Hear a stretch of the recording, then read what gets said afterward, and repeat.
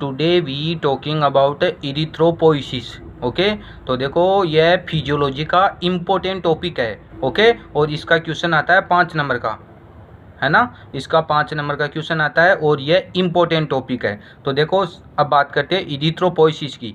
तो इरिथ्रो का मीनिंग होता है आरबीसी और पोइसिस का मतलब होता है फॉर्मेशन, बनना। ओके, तो फॉर्मेशन ऑफ आरबीसी, आरबीसी कैसे बनती है इसको बोलते हैं अपन इरिथ्रोपोइसिस, प्रोसेस ऑफ आरबीसी। ठीक है, तो फॉर्मेशन ऑफ आरबीसी इसको बोलते हैं इरिथ्रोपोइसिस। तो मेडुलरी होता है और एक्स्ट्रा मेडुलरी होता है। ठीक है, एक तो मेडुलरी और सेकंड एक्स्ट्रा मेडुलरी।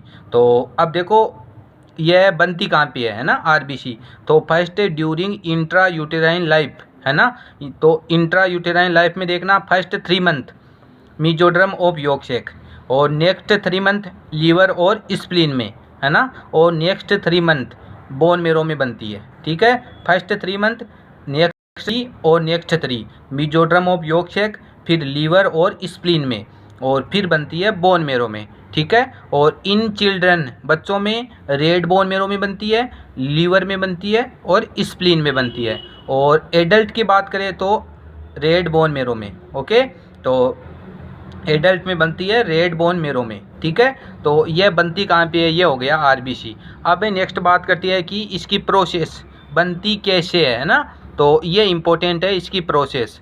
तो देखना इसकी प्रोसेस की बात करूँ मैं तो सबसे पहली होती है पस सेल, PUSH, पस सेल, या इसको ही बोलती है स्टेम सेल।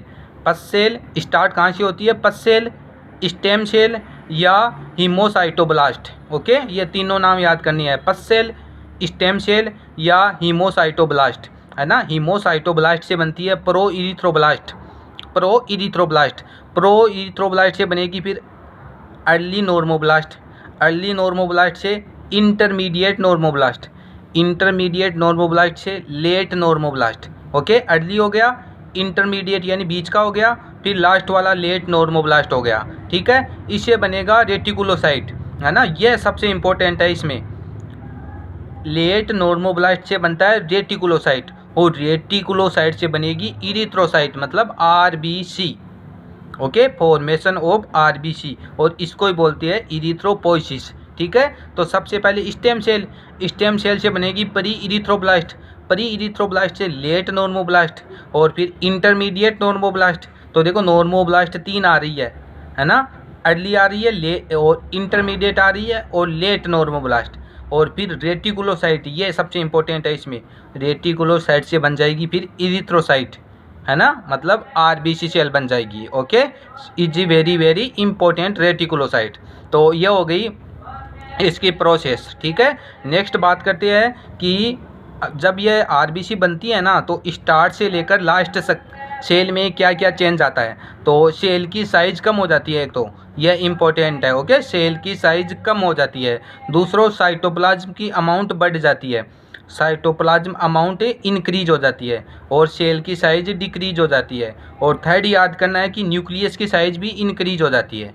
ओके, तो साइटोप्लाज्म की और न्यूक्लियस की साइज़ इंक्रीज हो जाएगी और साइटोप्लाज्म की अमाउंट बढ़ जाएगी, लेकिन सेल की साइज़ कम हो जाएगी। ओके, और ये होती है मेडुलरी और एक्स्ट्रा मेडुलरी। ठीक है, तो ये हो गया इरिथ्रोपोइसिस, फॉर्मेशन ऑफ आरबीसी, है ना। तो इसमें सबसे इंपॉर्टेंट एक तो ये रेटिकुलोसाइट्स, इससे बनती है आरबीसी। और एक याद करना है, एडल्ट में अब इरिथ्रोपोइसिस कहाँ पे हो रहा है, रेड बोन मेरो में इरिथ्रोपोइसिस की प्रोसेस हो रही है।